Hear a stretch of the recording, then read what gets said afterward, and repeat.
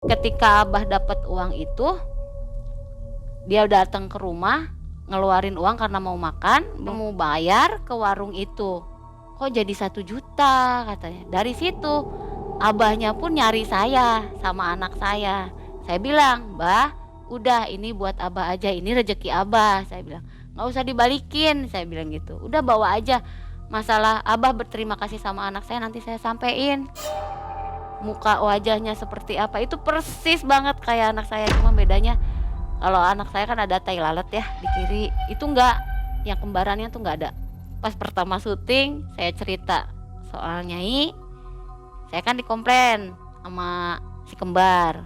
"Kenapa ceritain Bunda?" katanya gitu. "Saya udah minta izin kok sama Bunda, Bunda Ratu." "Diizinin?" "Iya diizinin." Tapi dia ada di belakang saya nih. Nanti mau lihat mungkin insya Allah kalau ada acara temu dengan Malam Mencekam ya, ulang tahun mungkin bisa kita tampilkan. Sama Mang Ei ya? Ya betul. Mang Ei juga keluar. Oke. Pertemuan dengan sosok Nyai Ratu yang menyukai janin anak dalam kandungan membuatnya mendapatkan kembaran gaib untuk sang calon anak. Kehadiran anak gaib itu merubah jalan hidup keluarga Teh Femi.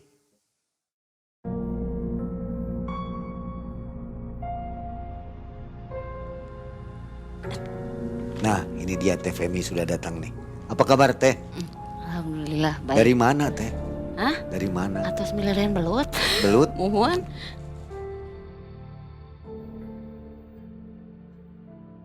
Assalamualaikum warahmatullahi wabarakatuh. Waalaikumsalam warahmatullahi wabarakatuh. Nah Sobat Malam Mencekam dimanapun Sobat berada, hari ini adalah hari yang istimewa nih. Wah istimewa apa ini ya? Ada Teh Femi lagi di depan kita. Dan Sobat siap-siap dulu kopinya supaya enak nonton Teh Femi di kisah yang kedua ya. Video sebelumnya yang ini nih, nanti ditonton ya. Sobat, Teh Femi memiliki kisah yang belum selesai kemarin. Waktu Teh Femi menggadaikan-nya atau apa namanya? Jual Ya, tapi nggak laku ya. nggak laku. Gimana kisahnya nanti kita coba nonton bersama apa hasilnya dari jual ini. Teh, apa sekarang kegiatan? Ngurus anak aja. Ngurus anak. Iya ngurus anak aja sekalian bantu suami. Kemarin di komentar di video yang sebelumnya itu banyak yang nanya, ini si Teteh kok di zaman sekarang anaknya 10? Apa nggak KB Teh? Ya di KB sih Bang, masa nggak di KB? Cuman kan udah semua KB itu dicobain, cuman ya jebol lagi. Udah sebulan sekali dicoba, udah 3 bulan sekali udah, sampai IUD pernah. Cuman yang belum memang implan, karena kan kalau implan akunya kerja berat ya, nyuci banyak gitu. Anak-anak kan banyak nyuci banyak, terus berat-berat. Nggak boleh yang berat-berat kalau IUD implan katanya gitu. Jadi sudah pakai kontrasepsi ya? Udah, cuman Bukannya dibiarkan begitu aja enggak ya? enggak. Oke, ini jadi memang sudah miliknya harus begitu Ya ya? rezeki dari Allah lah Mai. Betul, betul. Alhamdulillah. Oke, nah Sobat yang bertanya-tanya sudah dijawab ya oleh Teh Femi. Dan saatnya kita mendengarkan kisah dari Teh Femi. Sobat, mudah-mudahan selalu sehat dan banyak rezekinya ya. Malam Mencekam semakin malam semakin mencekam. Teh Femi. Menyambut ulang tahun keempat Malam Mencekam, saatnya kami berbagi bahagia. Dapatkan 100 merchandise cantik dari Malam Mencekam. Caranya, buat pantun bertema ucapan ulang tahun untuk Malam Mencekam. Ingat, sebuah pantun. Tulis di kolom komentar YouTube dan di Instagram official Malam Mencekam. Lalu tag 2 teman kalian dan jangan lupa subscribe lalu follow akun Instagram kami. Giveaway akan berlangsung dari tanggal 27 Agustus sampai dengan 15 September 2024. Pemenang akan diumumkan pada hari Minggu 15 September 2024 pukul 19.30 waktu Indonesia Barat di acara live streaming ulang tahun Malam Mencekam. Akan ada grand prize jutaan rupiah. Juga bertemu langsung dengan Mang Ei dan narasumber favorit kalian. Jadi jangan lupa untuk hadir di sana ya. Malam Mencekam semakin malam semakin mencekam. Jadi kelanjutannya gini Mang waktu pas kejadian lahir kan selama setahun nggak ada apa-apa. Pas kejadian terakhir ular masuk ke toples tuh, itu selama setahun tuh nggak ada apa-apa. Pas hari ulang tahun anak saya yang setahun, itu didatengin Nyai lagi. Itu datang pas malam mau jam 12 pas mau ganti hari ke hari ulang tahun dia. Itu datang. Terus nyampein lagi, titip anaknya, titip anak saya juga, jangan dipisahin. Pokoknya didik yang benar, sekolahin yang benar, agamanya apa semuanya itu harus benar-benar ibaratnya pokoknya diajarin yang baik-baik lah gitu. Pokoknya di safety banget tuh ngurus anak tuh gitu. Terus ketika umur 2 tahun tuh pertama kali ketemu sama kembarannya Mang Waktu itu saya heran, nggak kayak anak biasanya. Kalau umur 2 tahun kan lihat temennya yang di luaran lagi main gitu ya, itu kan suka ikut-ikutan, ikut main gitu. Kalau dia enggak, itu ada temennya Mas, main keluar, nggak mau. Manggilnya Mas ya? Mas, manggilnya Mas. Cuman bukan yang saya panggil Mas tuh anak saya. Karena waktu posisi jadi 2 tahun tuh belum sama sekali lihat kembarannya belum. Nah ketika aku punya keanehan sama anak aku, kan anehnya nggak pernah main sama orang-orang yang di luaran tuh, dia main sama kembarannya aja tuh Mang Cuman aku anehnya emang kok anak tuh main sama siapa kayak temen hayalan tuh, cuman aku nggak lihat waktu itu, belum lihat tuh. Karena sayanya penasaran, saya tanyalah anaknya, Mas kamu main sama siapa? Sama temen emas katanya gitu. Temen emas yang mana? Ini katanya. Temen dari mana? Orang udah ada kok dari dulu katanya gitu. Entah kenapa dari hari itu, dari pas detik itu anak saya bilang kayak gitu, saya ngeliat anak itu, anak kembaran itu. Jadi bisa lihat? Bisa lihat. Tadinya nggak bisa? Enggak, tadinya belum ngeliatin ke aku mungkin ya. Pas Arya udah bilang begitu, ya udah ngelihat wujudnya, muka wajahnya seperti apa, itu persis banget kayak anak saya. Cuma bedanya kalau anak saya kan ada tai lalat ya di kiri, itu enggak, yang kembarannya tuh enggak ada. Pakai Kayak baju apa teh? Apa yang dipakai baju anak saya ya itu, Ikut ya? ikut samaan. Cuman bedanya anak titipannya agak bercahaya, agak bersinar gitu. Bersinar kayak ada cahaya tuh. Kayak ada, ya saya lihatnya gitu ya. Itu bersinar. Pernah interaksi ngobrol dengan Pernah, si goib itu? pernah. Apa obrolannya? Pertama saya lihat itu juga saya langsung ngomong, "Kamu siapa? Maaf kamu dari mana? Kamu anak siapa?" Karena kan saya nggak ngeh ya, udah 2 tahun ke belakang kejadian itu kan aku udah nggak ngeh lagi, udah nggak inget-inget lagi. Si kembarannya pun bilang, "Saya titipan Nyai." Dari situ, oh iya baru sadar. Oh ini loh anak yang dititipin Nyai waktu itu. Oh ya udah, saya bilang, "Ya udah kalau mau nemenin anak saya, temenin. Tolong lindungin," gitu. Ngobrolnya seperti apa teh? Kayak manusia biasa gitu? Iya, bertiga Berhadapan begini? berhadapan sambil areanya sambil main, anak saya ini sambil main mobilan sama dianya juga. Cuman kalau ngobrol sama saya kayak orang yang dewasa tuh Mae. Tapi kalau ketika ngobrol sama anak saya ya anak biasa, mobilan gitu ngeng gitu. Kalau sama aku ya kayak itu bae ngobrol kayak kita gini. Nah sobat, kebetulan anaknya itu ada di sebelah saya di belakang, tapi nggak bisa kita tampilkan ya.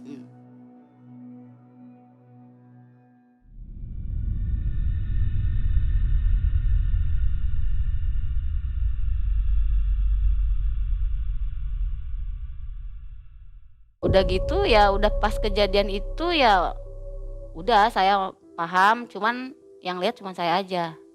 Dari situ sehari 2 hari masih begitu sampai dia umur 5 tahun pun masih mainnya sama kembarannya itu aja, nggak main sama yang lain. Walaupun ada temen tetangga bawa anak, "Mas main sini Mas sama De Indri, nanti kita jalan-jalan kemana." Tetep milihnya enggak, mau main mobilan di kamar aja berdua.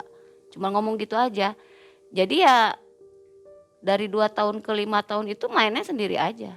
Nah ketika 5 tahun karena saya mau masukin dia sekolah PAUD dulu, saya pengen anak saya disunat dulu. Karena kan Aryanya juga udah pengen sekolah, minta sekolah, pengen ngaji, pengen rajin sholat.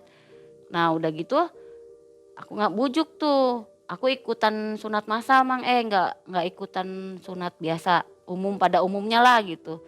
Kita milihnya sunatan massal gitu.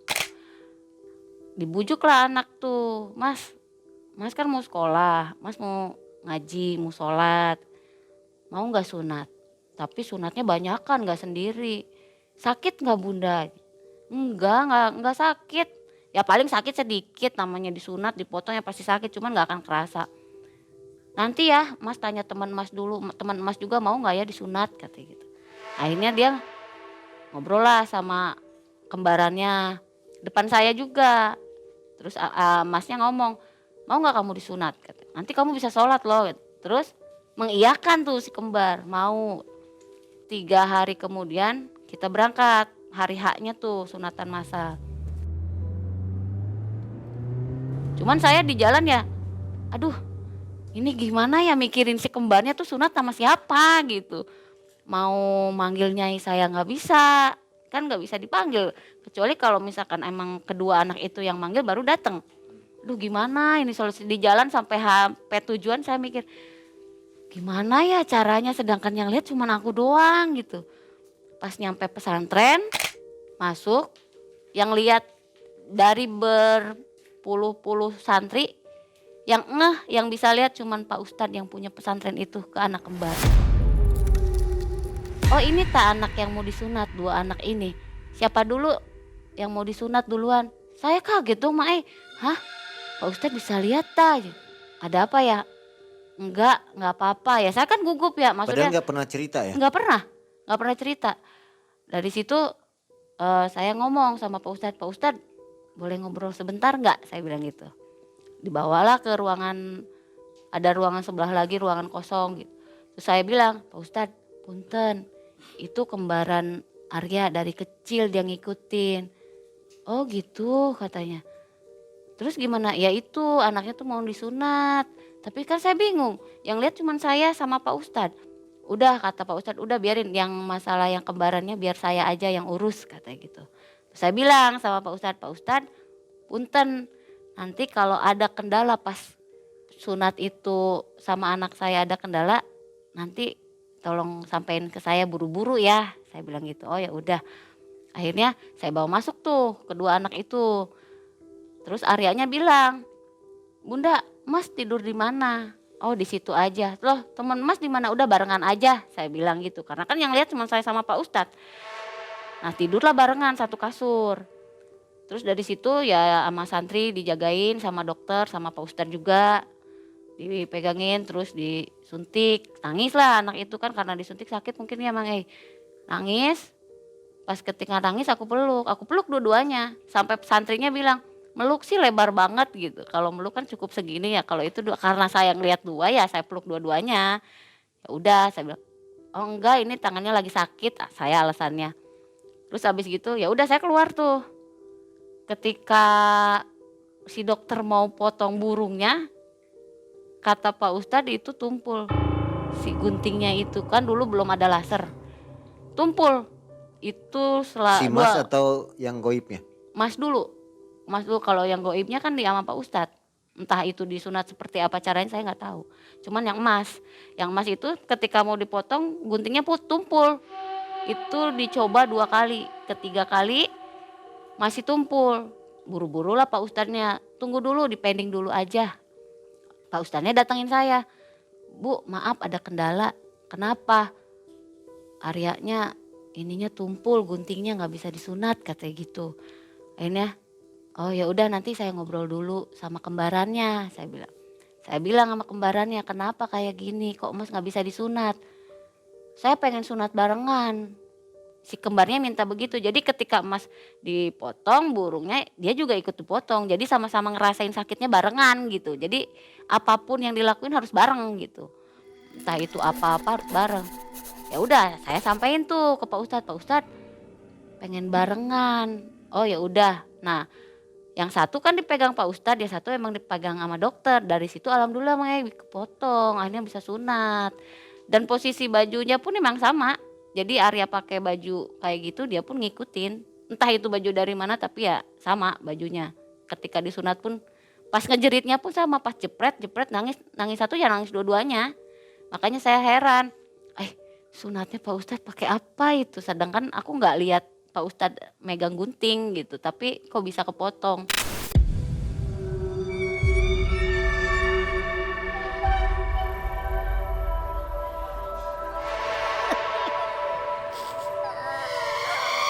Itu dua-duanya potongan itu kan dikasih, kalau habis sunat kan potongannya dikasih ke orang tuanya suruh dikubur. Dua-duanya saya pegang. Yang satu dari dokter, yang satu dari Pak Ustadz. Cuman dari Pak Ustadz nggak pakai kapas, nggak pakai perban. Kalau yang emas kan pakai perban, pakai kapas. Kalau yang itu pakai kain putih. Pakai kain putih sama minyak apa gitu nggak tahu lah.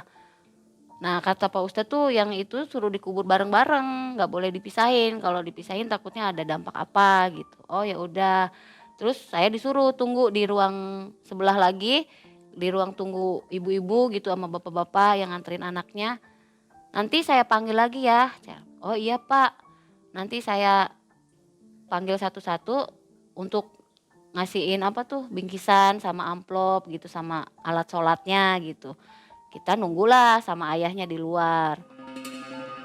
Nah ketika yang lainnya pada nunggu untuk nerima bingkisan itu, saya dipanggil ke ruangan Pak Ustadz, ke ruangan khususnya Pak Ustadz sama suami. Ditanyalah dari situ. Ditanyanya, Bunda, Ibu ngelakuin apa aja dulu sampai anak ini ngikut ke anak ini gitu, ke anak Ibu. Terus saya bilang, tapi punten ya Pak Ustadz, ini masa-masa kelam saya dulu 5 tahun ke belakang, saya bilang. Itu masa-masa sulit saya. Ya saya ceritalah, saya jual ya anaknya, ya itu yang sekarang disunat, saya bilang. Bla bla saya udah cerita semua, Pak Ustadz dia bilang, tapi untung ya kamu dapetnya yang baik katanya gitu. Dapetnya yang bisa ngelindungin anak kamu sama keluarga kamu katanya gitu. Untungnya juga kamu dapet nyainya tidak seperti cerita-cerita yang orang-orang bisa nuker pakai uang gitu.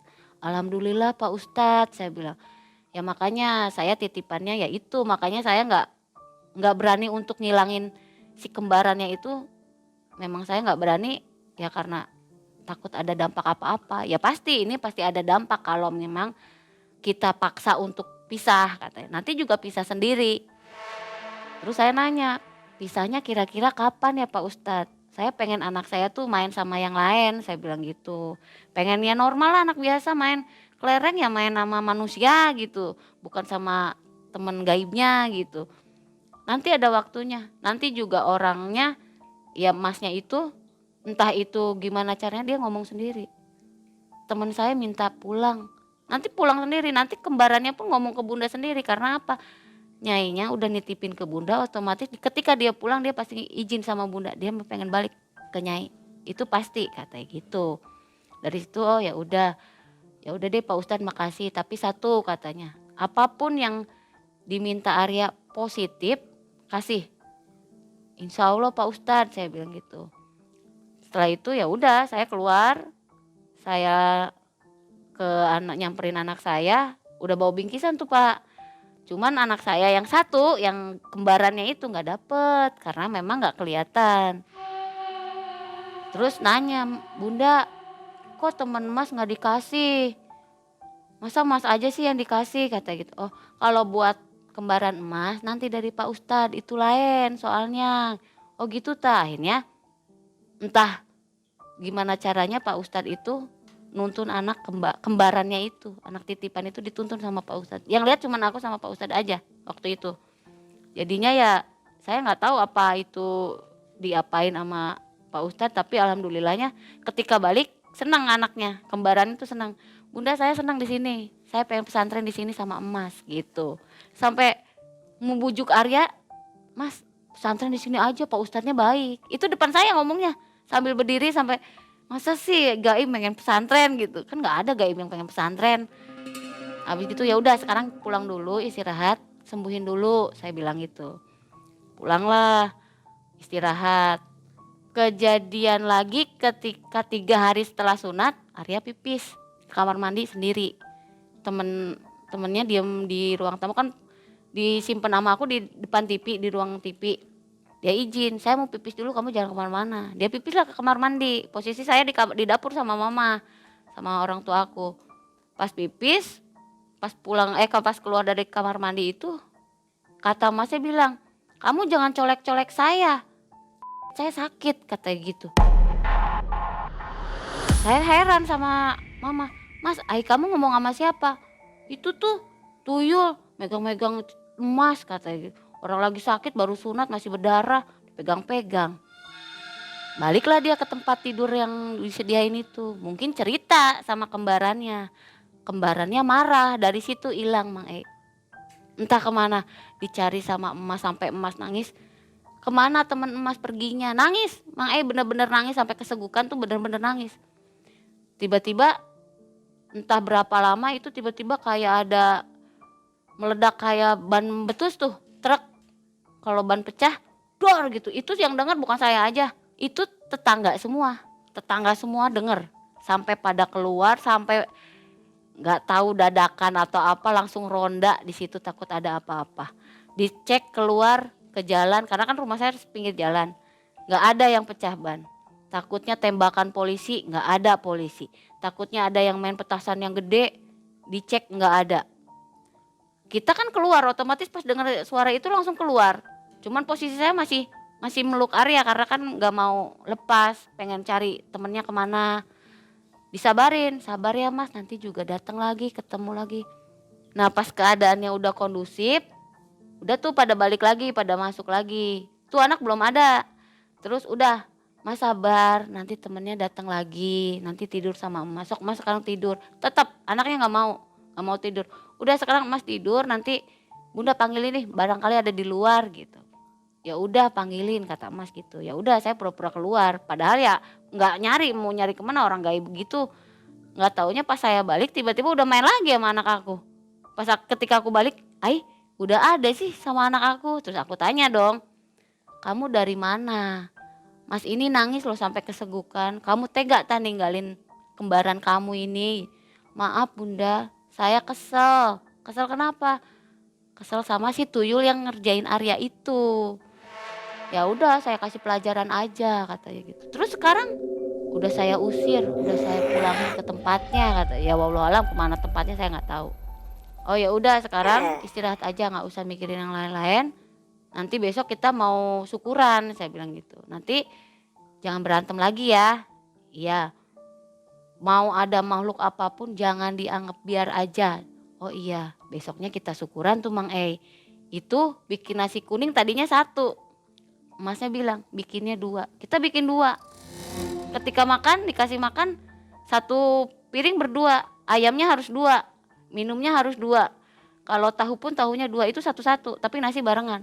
Entah itu dimakan siapa tapi habis.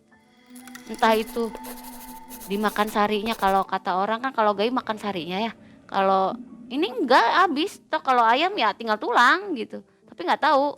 Kalau suami seperti apa responnya dengan anak kembar ini? Kembar goib maksudnya. Nggak apa-apa. Maksudnya Tahu-tahu aja ya? tahu, udah cerita. Pas aku tahu pertama kali anak gaib itu ada, udah ngeliatin ke aku cerita sama suami. Saya bilang, ya punten, anak yang dititipin Nyai itu udah Bunda lihat, udah berwujud dan mukanya sama kayak emas, tapi beda di tai lalat. Kalau anak titipan nggak ada tai lalat. Terus bawaannya gimana? Ngelakain enggak? Ada negatif enggak? Alhamdulillah sejauh ini nggak ada, saya bilang. Suami nggak bisa lihat ya? Nggak bisa. Nah pas ke sunat juga saya cerita, saya bilang ya sunat berdua nih. Oh ya udah gitu. Terus ketika kejadian itu pun suami nggak kaget. Ada apa Bun? Cuma nanya gitu. Nggak tahu kata aku kan gitu, karena memang posisinya belum cerita anak itu. Pas cerita ya saya bilang sama suami, karena memang suami kan jarang di rumah, suka keliling nyari barang, HP rongsok tuh ke Subang, kadang ke Sukabumi, kemana aja, jarang di rumah. Kalau suami tuh sering bawa beli-beli rongsokan HP gitu kemana-mana gitu.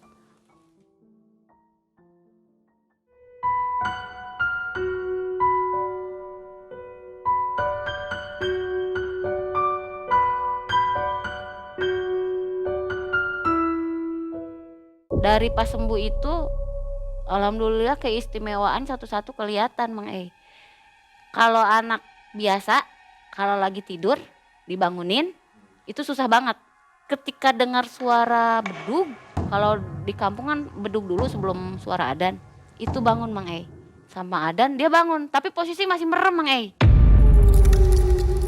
Dia tahu posisi sarung yang biasa dia pakai untuk sholat di mana, pecinya, sejadahnya dia tahu. Tapi posisi merem ya Mang E. Oh posisi misalkan sarung sama sejadah sama pecinya tuh di lemari. Dia ambil, dia tahu tapi merem. Sampai posisi dari kamar ke musola itu dia tetap merem. Sampai ke musola pun kita takut ya Mang E, takut kejedak, apa takut kesandung, apa dia, Mas melek dulu, Mas melek dulu. Aku bilang gitu. Dua-duanya merem. Merem, dua-duanya merem. Tapi tahu jalan untuk ke musola dia tahu. Terus ada ibaratnya halangan kayak kursi misalkan dia tahu beloknya kemana gitu. Itu merem. Ketika melek, ketika dia udah ambil air wudhu, dia udah basuh muka baru melek. Alhamdulillah ibaratnya dia bangun tanpa dibangunin sama kita-kita, dengan suara adzan dia bangun. Kalau kata orang tua dulu namanya durcir, ada bedug langsung ngacir ke masjid. Itu setiap hari begitu, setiap adzan begitu. Alhamdulillahnya rajin sholat, sama si kembarnya pun begitu. Ngaji, kalaupun nggak ngaji sehari atau nggak sholat sehari karena kita posisi di jalan nangis. Dua-duanya nangis. Itu nyalain ke saya. Kenapa? Nggak berhenti dulu mobil. Ya kita di angkot masa iya disuruh berhenti dulu terus nungguin kita sholat kan nggak mungkin ya Mang E. Nanti di rumah jadi posisinya nggak mau sholat itu ditunda-tunda gitu. Kalau misalkan adzan ya udah buru-buru sholat gitu. Tapi tetap marah. Marahnya kalau dari si kembar nyentil aku kayak dagangan aku jadi basi. Dia cerita sendiri, dianya si kembarnya cerita sendiri sama saya. Selama 2 hari itu sentilan buat aku dari si kembar. Kok saya bilang ini ada yang ngejailin. Jadi saya seujun sama orang. Saya udah cerita, Mas, kok Bunda dagang basi-basi mulu ya Mas? Gak tahu kata gitu. Kalau dari Mas kan ke saya sentilannya nggak pernah ngomong, diem aja ditanya nggak tahu. Mau makan nggak tahu, gitu aja, cukup gitu aja. Cuma dari si kembar sentilannya gitu, dagangan saya basi selama 2 hari, nggak kejual sama sekali. Buka suara tuh si kembar, mau tahu nggak itu basi karena siapa? Karena saya marah sama Bunda. Lah kenapa marah? Saya bilang, saya kan pengen sholat, saya pengen sholat tuh tepat waktu, nggak di nanti-nanti. Dijelasin lah sama saya, Bunda paham pengen sholat tepat waktu, cuman memang nanti ketika udah turun dari angkot yuk kita cari musola, terus sholat. Saya nggak mau, ya udah nanti lain kali kalau mau berangkat jangan pas deket-deket waktu adzan ya, kita berangkatnya sebelum 1 jam sebelum adzan. Jadi ketika adzan itu kita posisi lagi jalan kita bisa belok gitu, nggak berhentiin angkot dulu suruh nunggu kita gitu. Akhirnya mau anaknya. Sebelum berlanjut saya jadi penasaran nih. Kan Teteh bisa lihat ya. Apa sekarang kembarannya ikut nggak? Enggak, Nggak kemarin diajak atau gimana? karena emasnya udah beberapa hari udah sering ninggalin sholat mungkin ya, karena sibuk sama YouTube-nya gitu, acara kerja dia sama kerja yang di tukang bakso. Jadi Oh dia kadang punya YouTube juga sih Mas punya Mas Arya namanya ya? punya, iya, punya YouTube juga, jadi dia sering konten ke hutan-hutan, tapi ya berbau ular juga. Pertama dia megang ular tuh pas sama kakaknya, awalnya tuh kan kakaknya yang turun. Karena kan memang kakaknya senang sama reptil kayak tokek, buaya, terus ular apa segala macam. Arya nggak terlalu suka sama ular awalnya itu. Udah gede itu, udah SD kalau nggak salah apa SMP gitu. Nah ketika diajak untuk touring sama kakaknya, yuk touring yuk kita ke Sumedang katanya gitu. Kita nyari ular. Ya udah akhirnya ikutlah tuh Mas ke sana sama si kembarannya itu. Mas, hati-hati ya, kamu sama kembaran. Iya, kata Amal. Ikutlah tuh. cerita abang, cerita anak saya, karena kan saya nggak tahu kegiatannya apa di sana gitu. Cerita abang pulang, "Bun, abang ketemu ular, emas, itu galak pisan. Sampai kakak angkat abang, Raka namanya, itu nggak bisa naklukin itu. Padahal dia paling jago naklukin ular segimanapun galak nggak bisa." Kayak Panji Petualang ya. Iya, iya kayak Panji Petualang gitu. Ketika Arya masuk, ketika Arya pengen lihat ular itu tiba-tiba tunduk sama Arya. Ibaratnya yang tadi kalau kobra tadinya berdiri gitu, itu langsung tunduk begitu. Langsung ya diem aja, nggak gerak, nggak berontak, nggak apa. Diambil sama emas. Habis sama emas, abang sama teman-temannya pada kaget. Kok bisa? Dari tadi sama kita-kita nggak bisa loh segampang itu nangkep ular itu gitu. Dari situlah Meninggalkan udah berapa lama kembarannya? ada 3 minggu mungkin, 3 minggu. sebulan. Nanti biasanya pernah waktu itu kan kayak begitu juga sebulan pernah nggak ketemu, saya nggak pernah lihat, dia juga nggak pernah cerita.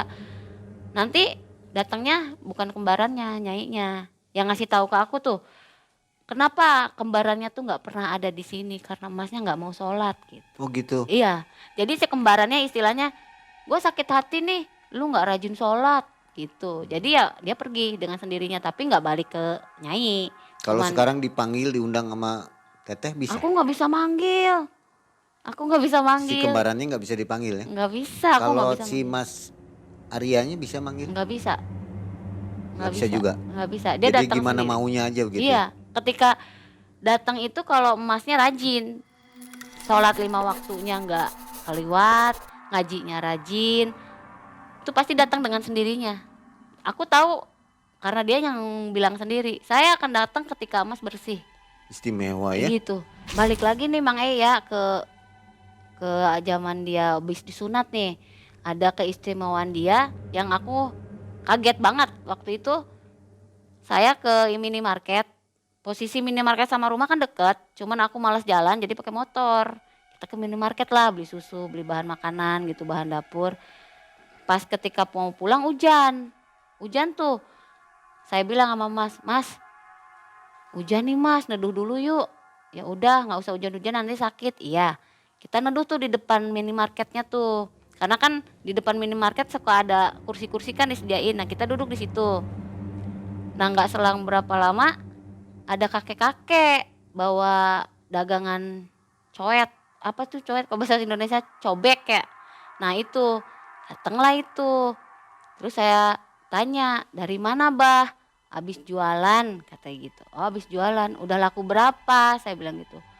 "Belum laku, Neng, dari pagi. Saya berat bawa ini tapi nggak ada yang laku." "Aduh, kasihan ya, Bah. Terus gimana, Bah?" "Iya, saya nggak punya uang, pengen makan." "Abah di rumah sama siapa?" "Sendiri," kata gitu. Nah, mungkin anak saya, Mas dengar. Tiba-tiba dia ngeluarin uang 10.000. Padahal nih Mang Ai, saya dari anak pertama sampai anak saya yang ke-8 saya nggak pernah ngenalin uang. Seperak pun saya nggak pernah ngenalin. Kalau mau jajan ya jajan aja. Ibaratnya kalau mau jajan es ya es, nanti bunda yang bayar gitu. Kalaupun sekolah itu cuma dibekelin doang dari rumah makanan, entah itu nasi, apa itu snack sama susu. Saya nggak pernah ngenalin uang gitu. Jadi memang didikan saya sama suami, saya nggak mau anak-anak itu tahu uang. Walaupun tahu sekarang mungkin yang gede-gede ya nominal 2.000 berapa, ini berapa gitu. Ketika Arya ngasih itu 10.000, saya kaget dong Mang Ai. "Lah, punya duit dari mana Mas? Kamu nyuri ta?" "Enggak Bunda, Mas punya aja." Walaupun banyak pertanyaan saya nggak terus-terusan nanya karena posisinya di luar, saya ngehargain Mas aja lah ya gitu.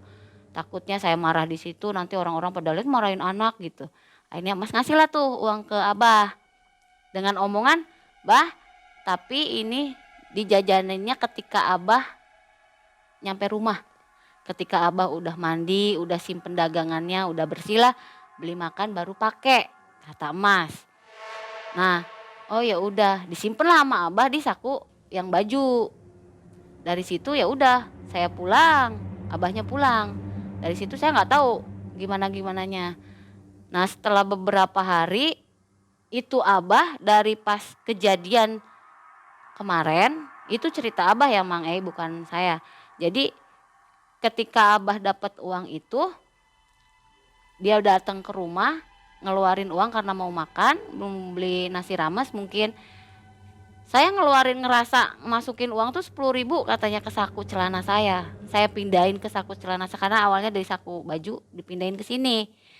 Pas ketika saya mau bayar ke warung itu, kok jadi 1 juta katanya. Dari situ abahnya pun nyari saya sama anak saya.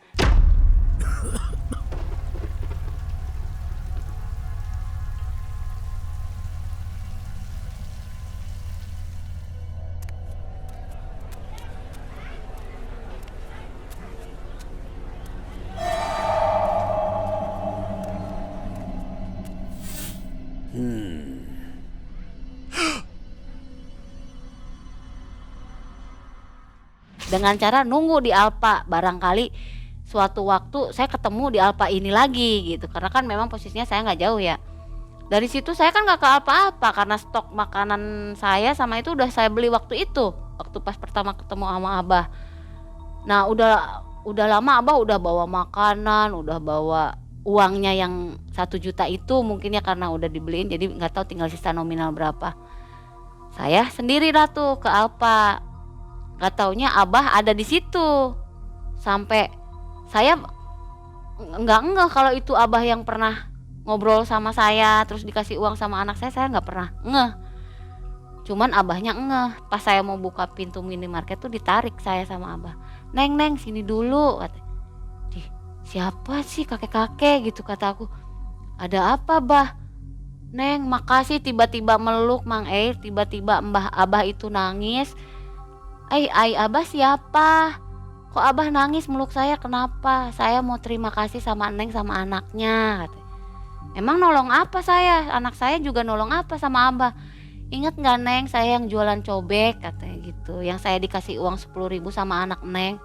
Iya, terus kenapa? Lah ceritalah seperti itu. Terus saya bilang, oh mungkin itu dari rezeki Abah, terima aja. Iya ini saya kasih buat anak Neng katanya makanan, tapi segini katanya karena saya pengen ngasih uangnya aja semuanya dibalikin katanya. Saya cuma minta 10.000 aja. Saya bilang, Bah udah ini buat Abah aja, ini rezeki Abah. Saya bilang nggak usah dibalikin, saya bilang gitu. Udah bawa aja, masalah Abah berterima kasih sama anak saya nanti saya sampein. Nah udah gitu ya udah saya belanja, Abah pulang. Ketika saya nyampe rumah saya ngomong sama Mas. Saya tanya, Mas masih inget nggak kakek-kakek yang Mas tolong waktu itu dengan uang 10.000? Saya bilang, Mas nggak tahu katanya. Itu ditanya nggak tahu. Jujur Mas nggak tahu. Bener Mas nggak tahu, nggak inget? Enggak, kakek-kakek yang mana katanya gitu. Yang waktu itu dikasih emas 10.000 tuh. Emang kenapa sih Bunda katanya? Orang Mas nggak pernah keluar katanya gitu. Mas juga nggak pernah nolong orang katanya. Mas punya uang dari mana? Uang aja nggak punya, Bunda aja nggak pernah ngasih uang sama Mas katanya gitu. Akhirnya oh ya udah, tapi saya masih bertanya-tanya kok sampai nggak ingat, padahal waktunya ya ibaratnya bisa dihitung sama minggu masih inget lah, masa iya kan anak kecil gitu lupa gitu. Akhirnya ya udahlah, nggak terlalu diambil pusing gitu, ya udahlah biarin aja. Hari berhari ada teman saya Ucil datang sama saya minta tolong minjem uang sebenarnya ke saya, cuman saya nggak ngasih karena saya kan ya minjemnya 2 juta, saya uang dari mana 2 juta saya bilang gitu. Akhirnya Mas bilang, Mas punya uang katanya gitu, dikasihlah uangnya ke Ucil. Besoknya Ucilnya datang bawa makanan bawa uang. Nasi makanan itu sama si uang itu ya diterima sama Emas, karena kan kita nggak tahu ya tujuannya apa, dia nggak ngomong, cuman ini titip buat Arya gitu aja sama saya. Habis itu ya dimakanlah makanannya sama Emas sama saya sama semua gitu. Tiba-tiba malamnya kan itu ngasih siang jam 2-an, malamnya jam 12 teng sakit Mang sakitnya memang bener-bener sakit yang nggak bisa ke dokter. Itu selama sakitnya bisa dihitung 41 hari. Kalau saya hitung sampai sembuh ya, itu 41 hari. Sembuhnya ketika nyainya datang lagi.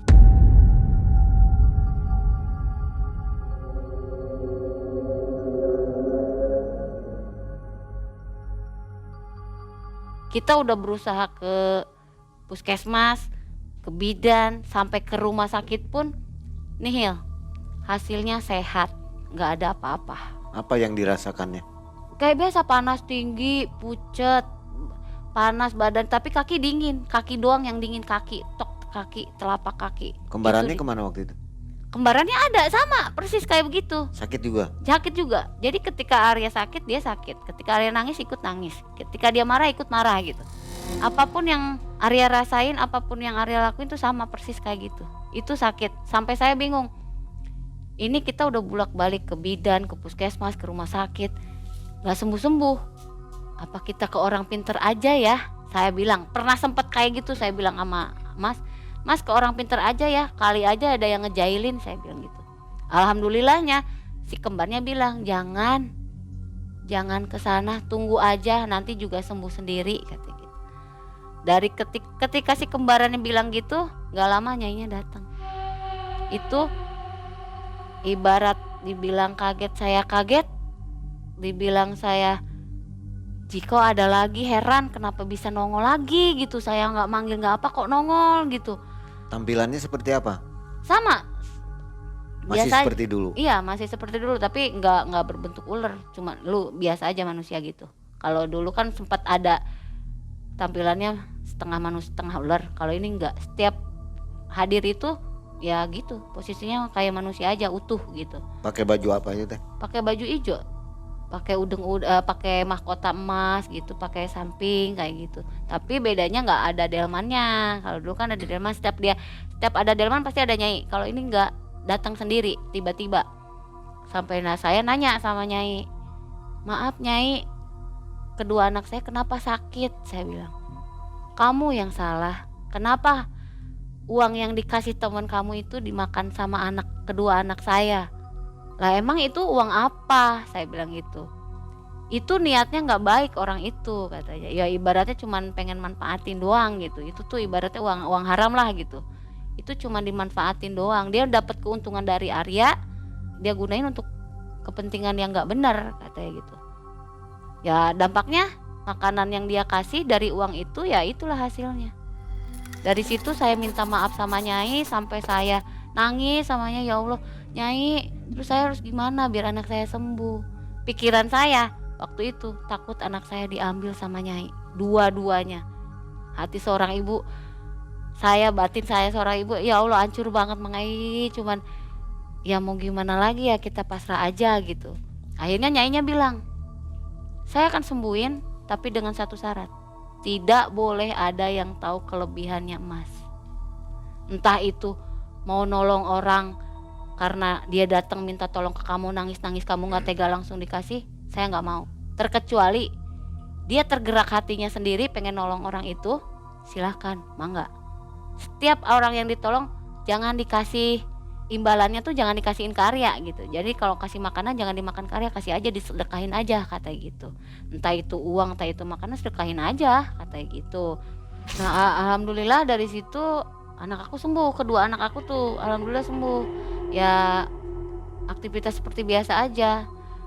Nah pas dia mau masuk sekolah, saya daftarin kan anaknya, cuman didaftarin cuma satu Mas doang, anak aku doang, karena kan memang yang nyata emas lah ibaratnya. Kalau itu gaib, orang-orang nggak bisa lihat.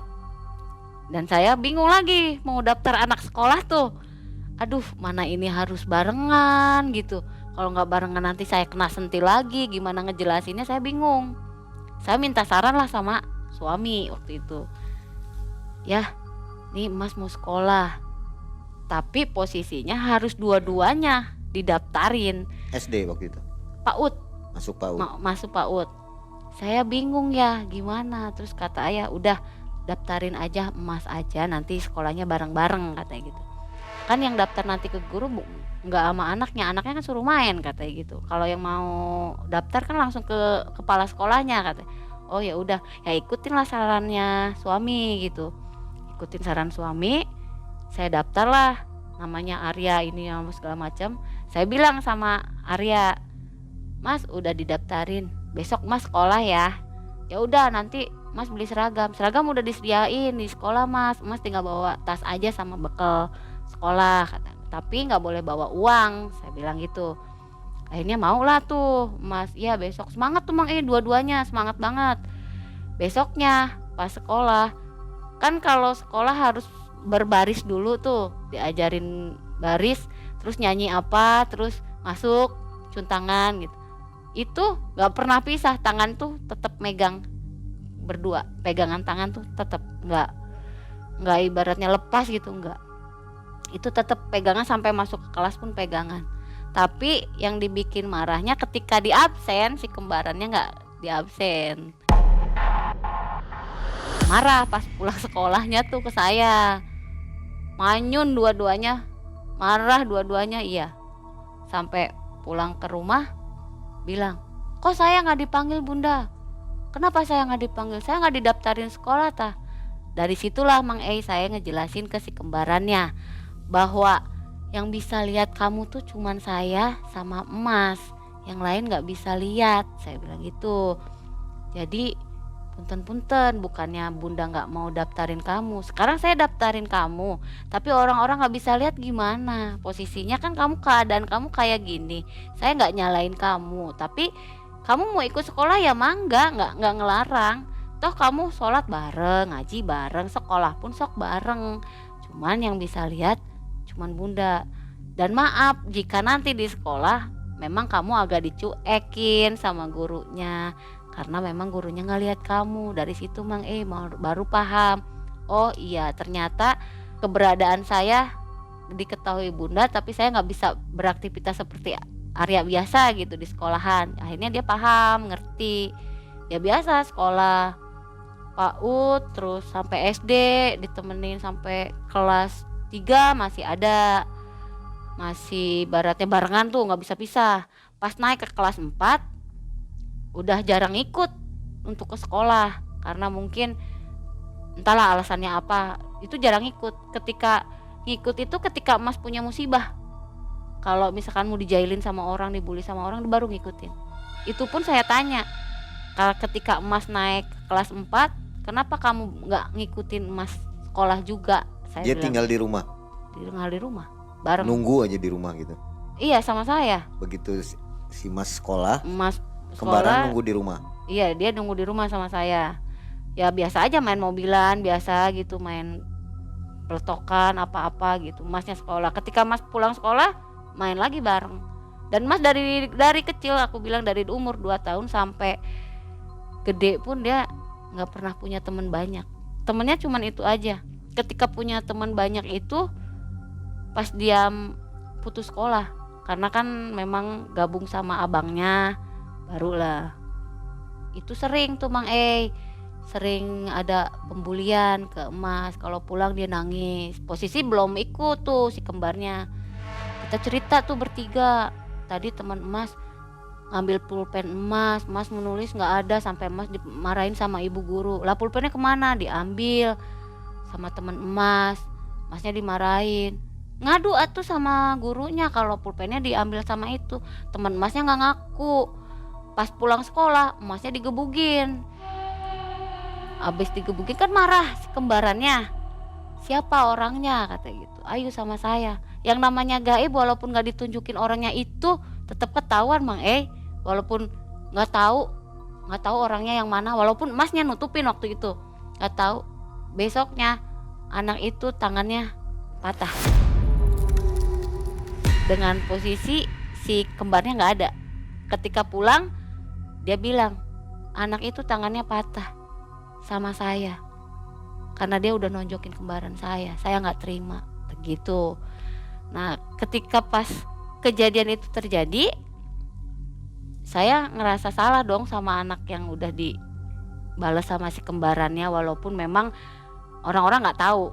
Tapi ya saya ada itikat baik datang ke rumahnya minta maaf karena ini dilakuin sama Arya. Mungkin karena memang anak sama-sama cowok ya, bandel gitu, jadinya ya maaf, mohon dimaafin. Akhirnya ya paham.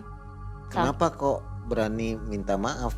Kan bukan Arya sebenarnya. Iya, karena kan saya bingung Mang mau minta maaf karena kan yang ngelakuin anak saya, walaupun anak saya yang kembarannya yang gaib itu tetap anak saya, tetap saya harus minta maaf. Tapi Emang dengan kejadiannya gimana, didorong atau gimana? itu masalah didorong apa, ditendang apa, dipatahin, saya nggak paham. Cuman waktu itu saya nanya sama ibunya, memang ini yang nyelakain anak saya Aryata, kata mamanya. Saya bilang iya, cuman nggak sengaja. Oh gitu, kata bukan sama Arya, katanya gitu. Enggak bu, itu sama anak saya minta maaf. Nah dari situ saya nggak mau berlanjut, takutnya kan namanya orang bertanyanya makin dalam makin dalam Ya, kan untung nantinya masalahnya nggak kepancing gitu. panjang ya. Iya, alhamdulillah ya udah, namanya anak kan bandel ya saling maafin aja ya bu, katanya. Ya udah. Nah dari situ pas naik kelas 4 SD kembarannya udah nggak mau ikut, dan saya tanya alasannya, nggak apa-apa, biar berani aja sendiri, apapun masalahnya iniin sendiri aja, diselesain sendiri, saya nggak mau nolong, katanya gitu. Tapi dengan omongan kayak gitu tidak dengan kenyataannya, karena kelas 4 itu pembulian itu makin sering, sampai Aryanya didorong ke solokan, ke kali, sampai dilempar telur busuk, sampai bajunya kena lem, karena kan di bangkunya dikasih lem apa itu, sampai penuh lem aja bajunya tuh. Itu kelas 4 benar-benar yang bikin Mas frustasi, sampai dia nggak mau sekolah. Saya bilang kenapa? Ya saya sakit hati, saya dibully. Akhirnya si kembarnya bilang, suatu hari nanti saya bantu kamu, katanya.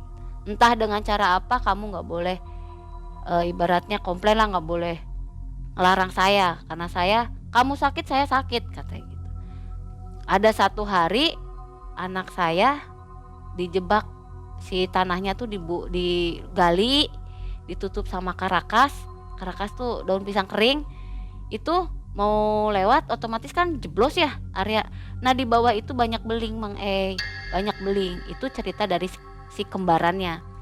Ketika pas kejadian itu emasnya dibikin tidur sama si kembarannya di kelas. Jadi orang-orang pada pulang, dia ketiduran di kelas. Untungnya kelasnya ya nggak dikunci, masih bisa buka tutup gitu. Nah ketika Mas tidur, yang jalan ke situ ya si kembarannya yang menyerupai Mas gitu, Mas Arya, anak aku. Ini anak yang lain yang ngebulinya pun lihat kalau itu Arya yang jatuh ke situ. Bisa mewujud ya. Iya, karena memang untuk nolong Mas, kalau sekiranya bahaya, Masnya ditidurin, kalau enggak dibikin, misalkan dia mau pulang ke arah kanan, misalkan belok kanan, itu diarahin ke belok kiri gitu, kayak gitu. Dan yang belok kanannya berwujud kembarannya itu kayak gitu. Setiap mau celaka yang benar-benar ibaratnya bertaruh nyawa, itu pasti dibelokin sama si kembarannya. Jadi si kembarannya yang ngadepinnya gitu. Tapi ya alhamdulillah nggak kejadian apa-apa. Jadi pas diinjak sama si kembarannya itu, lobang itu tuh nggak kejeblos jalan, karena mungkin ya gaib ya, bisa diakalin, bisa terbang atau apa ya, saya nggak ngerti. Teman-temannya heran kenapa ini nggak ngejeblos. Ketika teman-temannya nyamperin ke situ, ngejeblos semua, kakinya kena beling.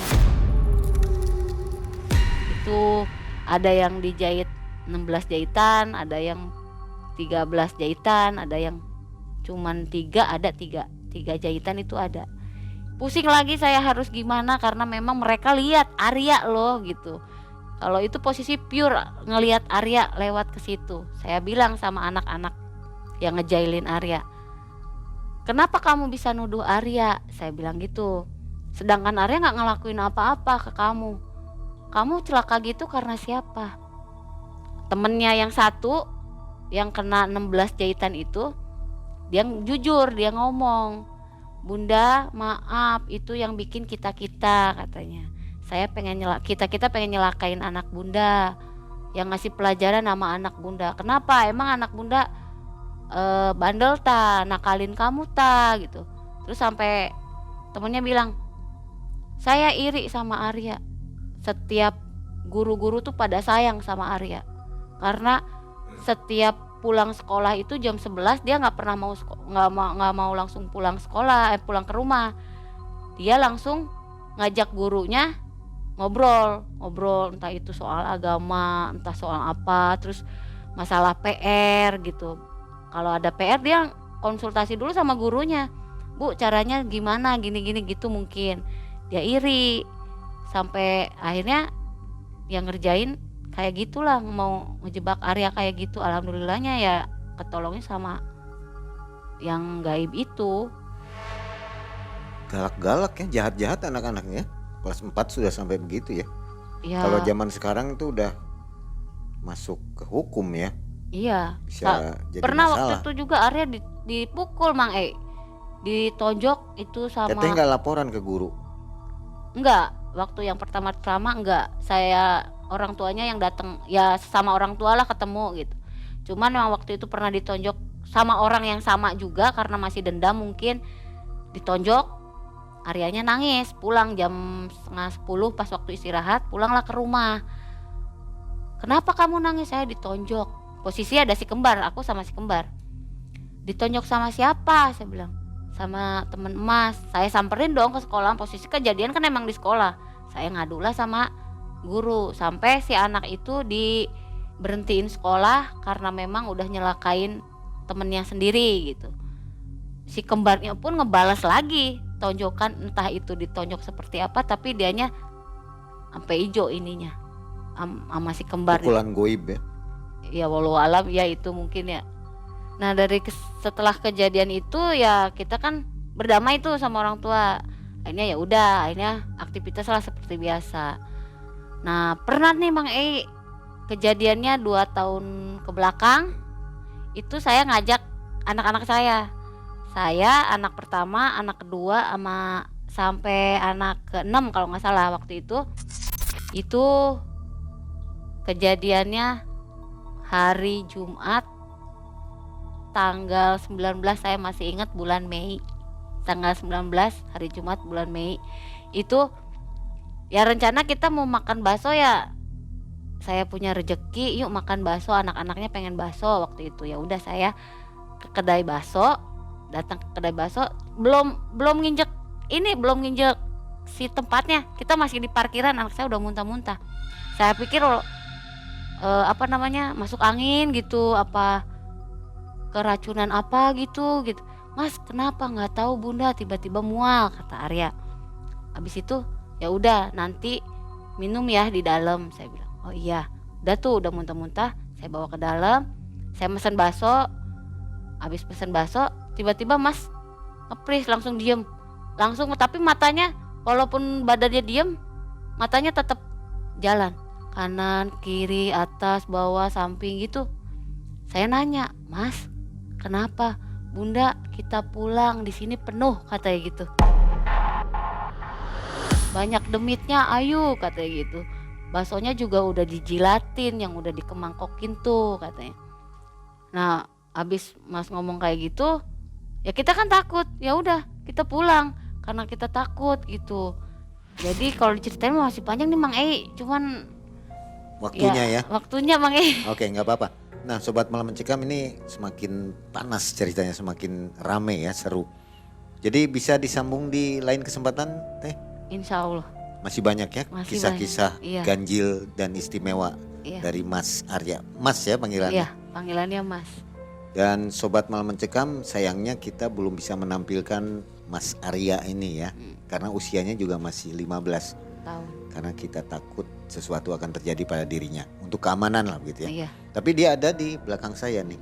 Nanti mau lihat mungkin insya Allah kalau ada acara temu dengan Malam Mencekam ya. Ulang tahun mungkin bisa kita tampilkan. Sama Mang ya. Ya Yang betul. Mang juga keluar. Oke. Nah silakan komentar di kolom komentar. Kita tunggu apa keinginan dari sobat semua untuk kisah dari Teh Femi. Akhir kata, mengucapkan Assalamualaikum warahmatullahi wabarakatuh. Waalaikumsalam warahmatullahi wabarakatuh.